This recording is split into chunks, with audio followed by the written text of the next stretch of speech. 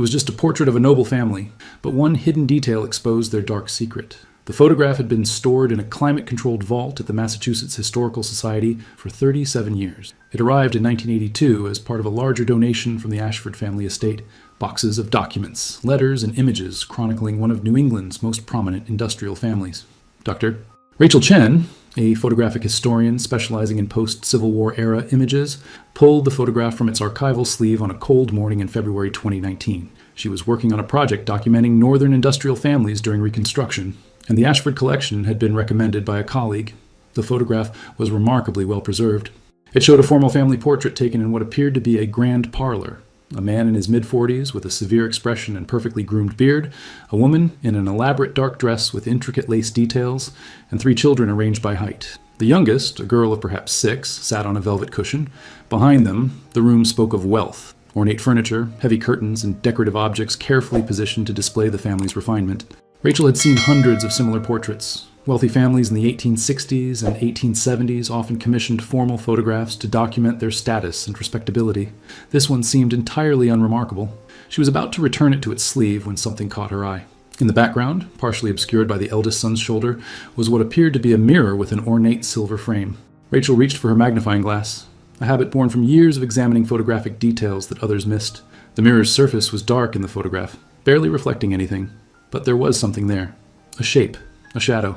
Rachel rolled her chair to the digital scanner and carefully positioned the photograph on the glass surface. The machine hummed as it captured the image in high resolution. On her computer screen, the photograph appeared with startling clarity. She zoomed in on the mirror, her cursor hovering over the dark reflection. Then she adjusted the brightness and contrast settings, slowly bringing out details that had been invisible to the naked eye for over 150 years. Her breath caught. In the mirror's reflection, barely visible but unmistakable once enhanced, was a figure. A woman, and around her neck and wrists were what appeared to be chains or restraints. Rachel's hands trembled as she reached for her phone. Within 2 hours, 3 other historians had gathered in Rachel's workspace at the Massachusetts Historical Society. Dr. Michael Torres, an expert in American slavery and post-Civil War history, stood closest to the screen, his face inches from the monitor. Beside him, Dr. Patricia Williams, who specialized in African American history during Reconstruction, adjusted her glasses repeatedly as she studied the enhanced image.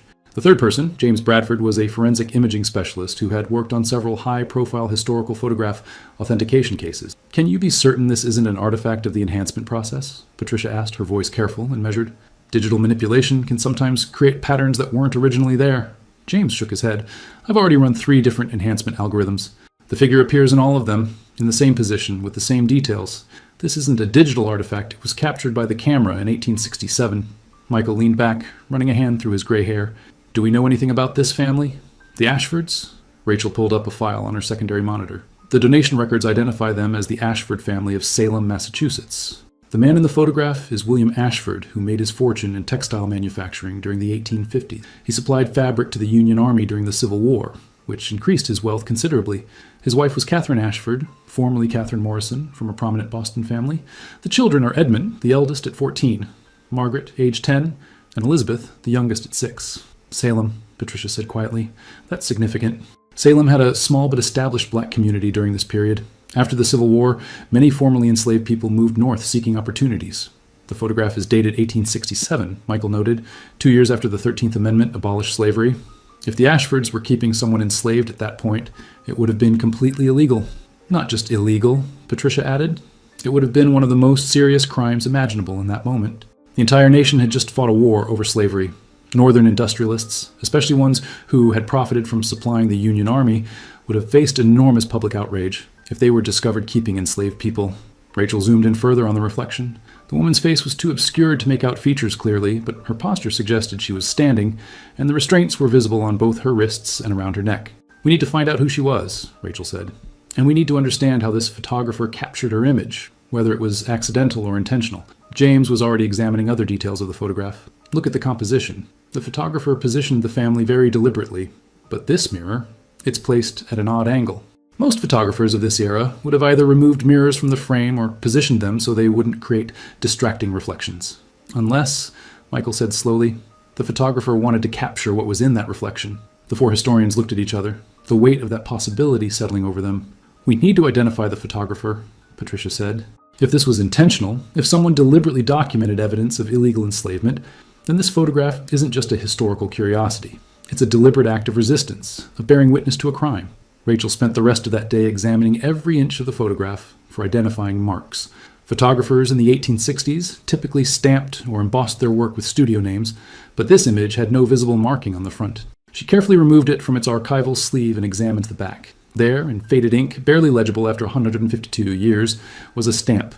J. Morrison and Combs. Fine photography. Boston, Mass. Morrison, Rachel said aloud, though she was alone in the archive room. The name struck her immediately. Catherine Ashford's maiden name had been Morrison. This wasn't a coincidence. She pulled up city directories for Boston in the 1860s. James Morrison operated a photography studio on Tremont Street from 1862 to 1871. Additional research revealed something more interesting. James Morrison was Catherine Ashford's younger brother. Rachel called Patricia immediately. The photographer was Catherine's brother. He would have known the family intimately. If he captured that reflection deliberately, he was documenting a crime committed by his own sister and brother-in-law. That makes it even more significant, Patricia replied. Family loyalty was paramount in that era, especially among wealthy families. For him to create evidence against them would have been an enormous risk. Over the next week, Rachel and her colleagues pursued every available lead. Michael discovered that William Ashford's textile factory had been investigated in 1869 by labor inspectors following complaints about working conditions. The investigation found nothing criminal, but several witnesses had mentioned that Ashford kept peculiar hours at his home and was known to be secretive about his domestic arrangements. Patricia found records from the Salem African Methodist Episcopal Church showing that in 1868, congregation members had inquired about a young black woman who had been seen briefly in the Ashford household in 1866 but had subsequently disappeared. The church had written to local authorities, but there was no record of any investigation. She existed, Patricia said when she shared this finding with the group. She was real, she was seen, and people noticed when she vanished, but no one with power cared enough to investigate seriously.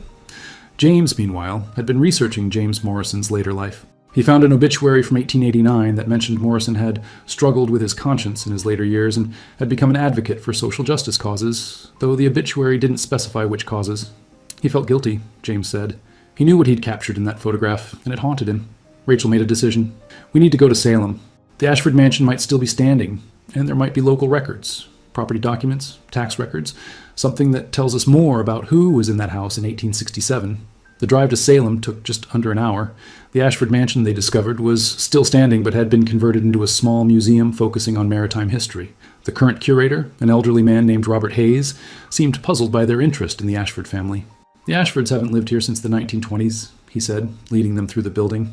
The house was sold several times before the Historical Society acquired it. Most of the original furnishings are gone. What about the basement? Patricia asked. Would it be possible to see it? Robert looked surprised. The basement? There's nothing down there but storage and old heating systems, but if you'd like to see it, I can show you. They followed him down a narrow staircase. The basement of the Ashford mansion was exactly as Robert had described, cluttered with storage boxes, old museum displays that had been retired, and the remnants of heating systems from various eras. The space was divided into several rooms, their original purposes unclear. Patricia walked slowly through each room, her trained eye looking for anything that might indicate the space's historical use. Most of the rooms had stone walls and dirt floors, typical of 1850s construction in New England, but one room, toward the back of the basement, was different. Look at this, she called to the others. The room was smaller than the rest, perhaps 10 feet by 12 feet. Unlike the other basement rooms, this one had been finished with wooden plank flooring and plastered walls, though both were now badly deteriorated. There were mounting brackets on the walls where shelves or fixtures had once been attached, and on one wall, at about waist height, were 4 metal rings embedded in the stone beneath the crumbling plaster. Michael knelt beside the rings, examining them carefully. These are anchor points. They're deliberately installed into the foundation stone. This wasn't for shelving. Robert, who had followed them into the room, looked uncomfortable. I've never really paid attention to this room. We just use it for overflow storage. What do you think those rings were for? Restraints, Patricia said quietly. This room was designed to hold someone? Rachel was photographing every detail with her phone. She noticed something else. Scratches on the wooden floor near one of the wall rings. She knelt down, brushing away dust with her hand. The scratches formed letters, carved deeply into the wood as if with a nail or piece of metal. Sarah, 1866. She left her name, Rachel whispered. She wanted someone to find it. The 4 historians and the curator stood in silence, the weight of the discovery pressing down on them. This wasn't just a historical curiosity anymore. They were standing in the room where a woman had been held captive, where she had carved her name into the floor in what might have been her only act of resistance. Sarah, Michael repeated. Now we have a name. Patricia was already on her phone, photographing the carved name. We need to search for every record we can find of black women named Sarah in or around Salem between 1865 and 1870. Birth records, death records, church registries, census data, anything. Robert looked shaken. I've been curator here for 15 years. I've given hundreds of tours about the maritime history of Salem and the merchant families who lived in these houses. I never knew. I never even thought to look. Most people didn't, Patricia said gently. That's how these crimes persisted. Because wealthy families could hide their secrets behind respectable facades, and because the people who suffered were considered invisible. They spent another hour documenting every detail of the basement room before returning upstairs. Rachel felt sick to her stomach, but also driven by a fierce determination. Sarah had left her name. She had wanted to be remembered, to be found, and now, 153 years later, they had found her. Back at the Massachusetts Historical Society that evening, the team reconvened to plan their next steps. Michael had already begun searching through digitized records of the Freedmen's Bureau, which had documented formerly enslaved people during Reconstruction. Patricia was going through church records from every black congregation in Essex County. James was analyzing the photograph again, trying to determine if there were any other hidden details they might have missed. Rachel sat at her desk, staring at the photograph of the Ashford family with their perfect poses and expensive clothes, knowing now what lay beneath their house while that photograph was taken. The breakthrough came from an unexpected source. Patricia had posted a query on a genealogy forum frequented by researchers focusing on African American family histories during Reconstruction. Within 24 hours, she received a response from a woman named Gloria Thompson in Philadelphia. My great-great-grandmother's sister was named Sarah, Gloria's message read. Family stories say she went to work for a wealthy family in Massachusetts in 1866 and was never heard from again. The family tried to find her, but they had no resources and no connections. They were told she had run off, but my great-great-grandmother never believed it. She said Sarah wouldn't have left without sending word. Patricia called Gloria immediately. The conversation lasted nearly 2 hours. Gloria explained that her family had been part of a community of formerly enslaved people who had settled in Pennsylvania after the war. Sarah had been born in Virginia in 1848 and had come north with her family in 1865, seeking opportunities in the Free States. She was 18 when she disappeared, Gloria said. The family story is that she answered an advertisement for domestic work in a wealthy household. She was promised good wages and respectable employment. She sent one letter home after she arrived, saying the house was grand and the work wasn't too difficult. Then nothing. My great-great-grandmother wrote letters to the address Sarah had given, but they were all returned unopened. Do you still have that first letter Sarah sent? Patricia asked, her heart racing. We do, Gloria said. It's been passed down through the family. I have it here. Gloria sent photographs of the letter that evening. It was written in careful, simple handwriting on plain paper, dated September 1866. Dear Mama and Papa, I have arrived safely in Salem. The house is very fine, bigger than any I have seen. Mr. and Mrs. Ashford seem respectable people. I have my own small room and the work is manageable. They have 3 children who are well behaved. I will write again soon. I miss you all. Your daughter, Sarah. Rachel compared the date with the photograph. September 1866. The photograph was taken in June 1867, 9 months later. Something happened in those 9 months. Michael had been researching William Ashford's business dealings during that period. I found something. In February 1867, Ashford's textile factory had a major fire. There was an investigation into whether he had deliberately set it for insurance money. He was ultimately cleared, but during the investigation, several people testified that Ashford had been acting strangely in the months before the fire. Paranoid, secretive, and volatile. Financial stress, Patricia said. Men like Ashford, when they faced potential ruin, often became dangerous. Their sense of control, their status, everything they built their identity on, it was threatened. James added another piece. I found an insurance claim document from March 1867.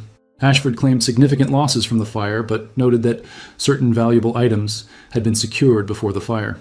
The insurance company questioned this, suggesting Ashford had removed property before the fire, which would indicate foreknowledge. So he was under financial pressure, under investigation, and becoming increasingly unstable, Rachel summarized. And Sarah was in his house, witnessing all of this. Patricia pulled up a document she'd found earlier. There's one more thing. In May 1867, Catherine Ashford's brother James, our photographer, wrote a letter to a friend that was later published in a collection of his correspondence. He wrote, I am greatly troubled by certain situations in my sister's household. I fear there are circumstances which, if known, would bring shame upon the family. He knew, Michael said.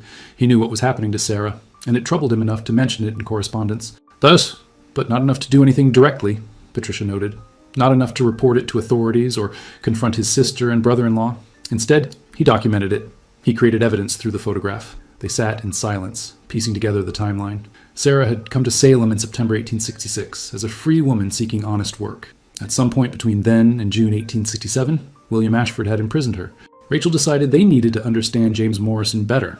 not just as a photographer, but as a man who had witnessed a crime and chosen to document it rather than prevent it. She requested access to the Morrison family papers, which were held at the Boston Athenaeum. The collection was extensive.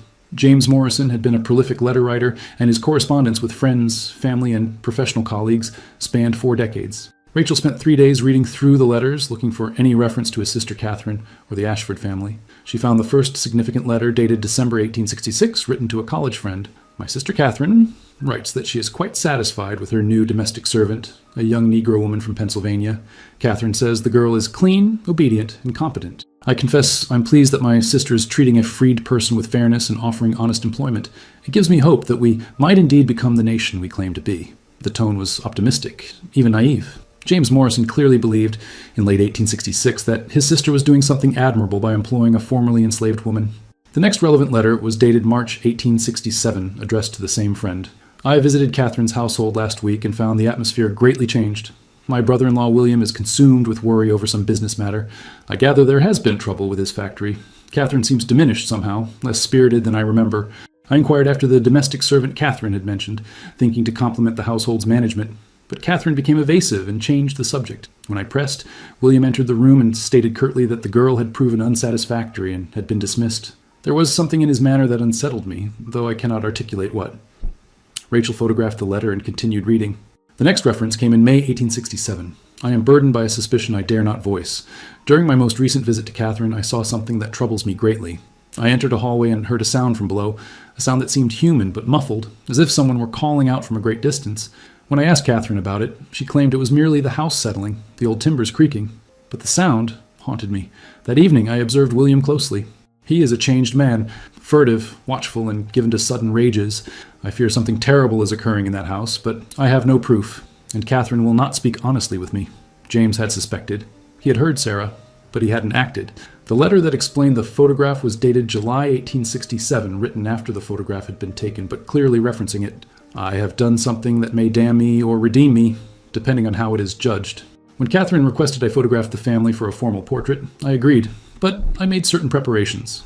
I positioned the family such that a particular mirror would be captured in the frame. That mirror reflected a portion of the doorway to the basement stairs.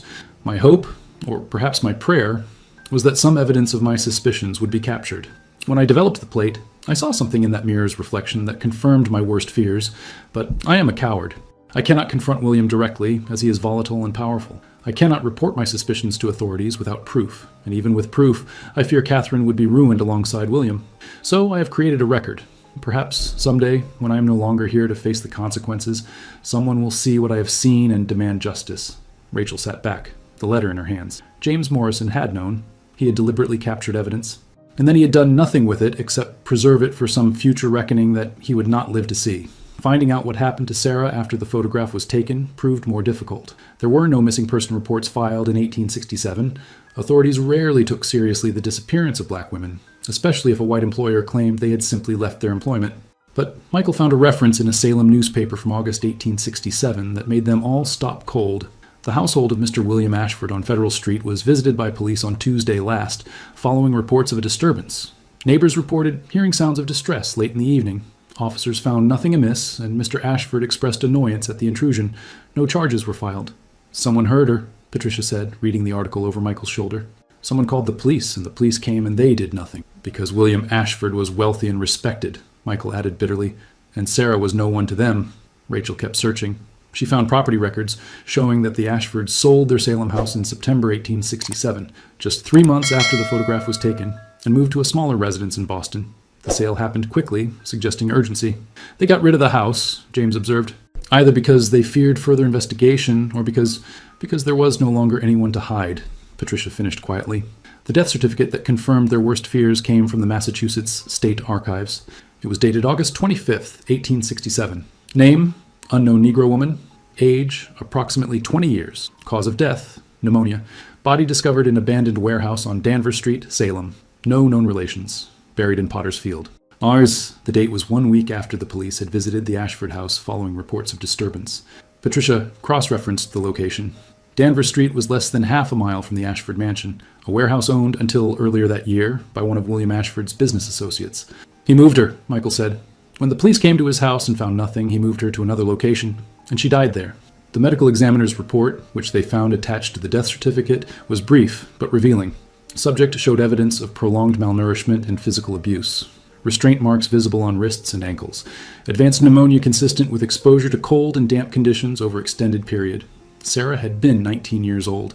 She had come to Massachusetts seeking freedom and opportunity. And she had died in chains in a warehouse, unnamed and unmourned by anyone except the family, who would never know what happened to her. Rachel contacted Gloria Thompson with the information. The call was difficult. Gloria cried when Rachel explained what they had found, but she also expressed gratitude. "At least now we know," Gloria said. "My great-great-grandmother died believing Sarah had simply disappeared. Now we know what happened to her. Now we can tell her story." Patricia had been researching what legal recourse might exist. William Ashford died in 1892, with no record of ever being prosecuted for Sarah's death. Catherine lived until 1899. James Morrison died in 1889, having never publicly revealed what he knew. The photograph remained in the family archives, the evidence hidden in plain sight, until now. "We need to tell this story publicly," Rachel said, "not just in academic journals. People need to know that slavery didn't end cleanly in 1865, that wealthy families in the North committed these crimes and were never held accountable."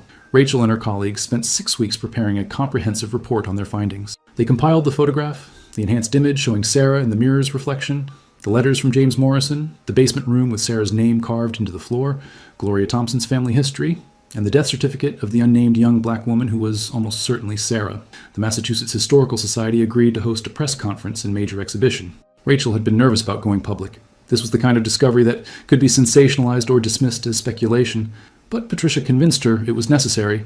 "Sarah carved her name into that floor because she wanted to be remembered," Patricia said. "We owe it to her to make sure she is." The press conference took place on a Tuesday morning in November 2019. The room was packed with journalists from local and national outlets, along with historians, activists, and members of the public who had heard about the discovery through social media. Rachel stood at the podium, the original photograph displayed on a large screen behind her. She spoke clearly and carefully, walking the audience through every step of their investigation. "What you're looking at is a photograph of the Ashford family, taken in June 1867 in Salem, Massachusetts," she began. "For 152 years, this photograph appeared to be nothing more than a typical portrait of a wealthy, industrial family, but modern imaging technology has revealed something that has been hidden all this time." The screen changed to show the enhanced image of the mirror, with Sarah's figure clearly visible in the reflection. The room erupted. Journalists began shouting questions. Cameras flashed. Rachel waited for the noise to settle before continuing. "The woman in this reflection is Sarah, a young black woman who had come to Massachusetts from Pennsylvania seeking employment. The Ashford family kept her enslaved in their basement, in violation of the 13th Amendment, which had abolished slavery 2 years earlier. She died in August 1867 in a warehouse owned by one of William Ashford's associates. She was 19 years old." Patricia spoke next, providing the historical context. The ways wealthy families in the North had maintained oppressive practices even after slavery was officially abolished, the lack of legal recourse for black women during this period, and the complicity of institutions that chose not to investigate crimes against black people. Michael discussed the photographer, James Morrison, and the moral complexity of his choice to document the crime rather than prevent it. He created evidence, but he lacked the courage to act on it. His choice left Sarah trapped, but it also left us this record. We must grapple with both of those truths. The questions from the press were intense. How could they be certain the woman in the reflection was Sarah? What direct evidence connected her to the Ashford household? Why hadn't James Morrison reported what he knew? Rachel and her colleagues answered each question methodically, presenting the accumulated evidence: the church inquiries about Sarah's disappearance, the letter she had sent home mentioning the Ashford family by name, the police report of a disturbance at the Ashford residence, the death certificate describing a young black woman found nearby with evidence of prolonged abuse and restraint, and Sarah's name carved into the basement floor. "We cannot prove beyond any legal doubt that the woman in the mirror is Sarah," Rachel acknowledged, "but the circumstantial evidence is overwhelming, and even if we could not identify her specifically, the photograph proves that the Ashford family kept someone imprisoned in their home. That alone is significant." The exhibition opened to the public the following day. Thousands of people came in the first week alone. The photograph was displayed alongside all the documentation: the letters, the death certificate, photographs of the basement room, and a detailed timeline of Sarah's life and disappearance. Gloria Thompson and several other members of Sarah's family traveled to Boston for the opening. They stood together in front of the photograph, looking at the faint reflection of their ancestor. "She's there," Gloria said quietly. After all this time, she's still there, still bearing witness." The story went viral within days. News outlets across the country picked it up. Social media exploded with discussions about the photograph, about slavery in the North, about wealthy families who had never been held accountable for their crimes. The Ashford family, or rather the descendants who still carried the name, initially tried to distance themselves from the story. A spokesperson issued a statement claiming that the current family members had no connection to William and Catherine Ashford's actions, and that they condemned slavery in all its forms. But public pressure mounted. Historians began investigating other wealthy northern families, looking for similar hidden crimes. Archivists across the country started re-examining their photographic collections, using modern imaging technology to search for other hidden details that might reveal secrets. Rachel received hundreds of emails and messages. Some were supportive, praising her work in bringing Sarah's story to light. Others were hostile, accusing her of attacking a respected family's reputation or making assumptions based on insufficient evidence. But the most meaningful messages came from descendants of enslaved people and from black families who had their own stories of ancestors who had disappeared in the North during Reconstruction, never to be heard from again. My great-great-grandfather vanished in New York in 1870, one woman wrote. The family was told he ran off, but they never believed it. Your work with Sarah makes me think we should investigate more carefully. The exhibition was extended by popular demand, eventually running for 6 months. Museums in other cities requested traveling versions. The photograph became one of the most widely reproduced historical images of the year, used in textbooks, documentaries, and academic papers. Patricia published a comprehensive academic article in the Journal of African American History, analyzing the legal and social mechanisms that had allowed William Ashford to kidnap and enslave Sarah despite the existence of laws that supposedly protected her freedom. Michael wrote a book about the broader phenomenon of illegal enslavement in the North after the Civil War, using Sarah's story as a central case study. The book became a bestseller and sparked conversations in classrooms across the country. James was hired by several other historical societies to apply advanced imaging techniques to their photographic collection, searching for other hidden stories. But Rachel remained focused on Sarah herself. She worked with Gloria Thompson's family to create a memorial for Sarah, raising funds through crowdfunding to purchase a proper headstone for the Potter's Field grave, where Sarah had been buried anonymously. The headstone was installed on a cold day in March 2020, just before the pandemic shut down public gatherings. It read, Sarah, 1848-1867, daughter, sister, and free woman, enslaved unlawfully and murdered in Salem, Massachusetts. Her name carved in a basement floor endures. Her reflection captured in a mirror demands justice. Her memory honored by those who came after, she is not forgotten. Gloria and her family stood before the headstone along with Rachel, Patricia, Michael, James, and dozens of community members who had followed Sarah's story. She has a name now, Gloria said, her voice breaking. She has a place. She has people who know what happened to her. The impact of Sarah's story extended far beyond what Rachel and her colleagues had anticipated. By late 2020, 14 other cases of suspected illegal enslavement in the North during Reconstruction had been identified by historians using similar investigative techniques. Not all had photographic evidence as clear as Sarah's, but the pattern was unmistakable. Wealthy families in northern states had maintained enslaved people well after the 13th Amendment, hiding them in basements and attics, and facing little to no consequence when their crimes were discovered. The city of Salem issued a formal apology in June 2021, acknowledging that local authorities had failed to investigate Sarah's disappearance and death adequately. The city also commissioned a permanent memorial to Sarah and other victims of illegal enslavement to be installed near the site of the former Ashford mansion. The Ashford descendants, after initially resisting, eventually engaged with the history. Thomas Ashford, a great-great-grandson of William Ashford's brother, reached out to Rachel in the summer of 2021. I've spent the past year wrestling with what my ancestors did, he wrote in an email. I can't undo it. I can't make amends directly to Sarah or her family, but I want to acknowledge it publicly and support efforts to make sure this history is taught and remembered. Thomas worked with Gloria Thompson's family to establish a scholarship fund for descendants of enslaved people pursuing degrees in history, journalism, or law, fields that could help uncover and address historical injustices. The photograph itself continued to reveal new details. In 2022, another researcher examining the high-resolution scan discovered faint lettering on one of the walls in the background. Enhanced further, the letters spelled out part of James Morrison's business motto, truth in every frame. He wasn't just documenting his sister's crime, Patricia observed when she saw this detail. He was making a statement about photography itself as a tool for truth-telling, even when that truth is uncomfortable. Rachel had moved on to other projects, but Sarah's story remained central to her work. She gave lectures at universities, consulted on documentaries, and mentored young historians who wanted to use technology to uncover hidden histories. But the most meaningful moment came 3 years after the initial discovery, when Rachel received a package from a woman named Diane Richards in Virginia. Inside was a small daguerreotype, an even earlier form of photograph, showing a young black woman, perhaps 16 or 17 years old, wearing a simple dress and looking directly at the camera with serious, determined eyes. The note accompanying it read, "This is Sarah. Her mother had this photograph made in 1864, shortly before Sarah and her family left Virginia. My grandmother was Sarah's younger sister, and this photograph has been in our family ever since. When I saw the story about what happened to Sarah, I knew you should have this. Now people can see her face. Now she's not just a reflection in a mirror. She's real." Rachel immediately contacted Gloria and Diane, and together they organized for Sarah's daguerreotype to be displayed alongside the 1867 Ashford family photograph at the Massachusetts Historical Society. The contrast was powerful. Sarah at 16, free and hopeful, looking toward a future she believed held opportunity, and Sarah at 19, reduced to a shadowy reflection, imprisoned and dying. Visitors to the exhibition often stood between the two images for long periods, processing what they represented. Both the crime against Sarah and the fact that she had lived, had been loved, had hoped and dreamed before those dreams were stolen. This is why we do this work, Patricia said during the installation of Sarah's daguerreotype. Not just to expose crimes or assign blame, but to restore humanity to people who were treated as if they had none. Sarah was a person. She had a face, a name, a family. And now, because of a photographer's conscience and a historian's curiosity and a family's persistence, everyone knows it. On. The story of Sarah and the hidden reflection became a touchstone in conversations about historical memory, about whose stories get preserved and whose get erased, and about the ongoing work of confronting America's racial history. Rachel often thought about James Morrison's letter, about his claim that he was creating a record for someday when I'm no longer here to face the consequence.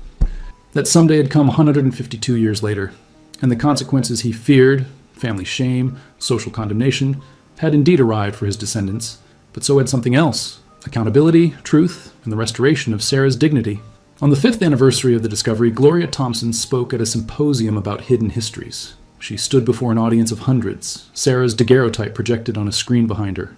"My ancestor was murdered," Gloria said, "and she was kidnapped, enslaved, tortured, and killed. For 152 years, no one knew, no one cared. But now we know, now we care, and that matters. It doesn't bring her back, but it honors her. It says that her life had value, that what happened to her was wrong, and that we refuse to forget." Gloria paused, looking up at Sarah's young face on the screen. She carved her name into a floor, hoping someone would find it. And we did. We found her. And now we'll make sure no one forgets her again. The photograph, once just an ordinary family portrait, had become extraordinary. Not because of its artistic merit or historical importance in the traditional sense, but because of what it revealed about the costs of silence, the power of evidence, and the long, difficult work of bringing hidden truths into the light. Sarah's reflection, barely visible in a mirror in the background of a wealthy family's photograph, had spoken across 150 years. And finally, people were listening,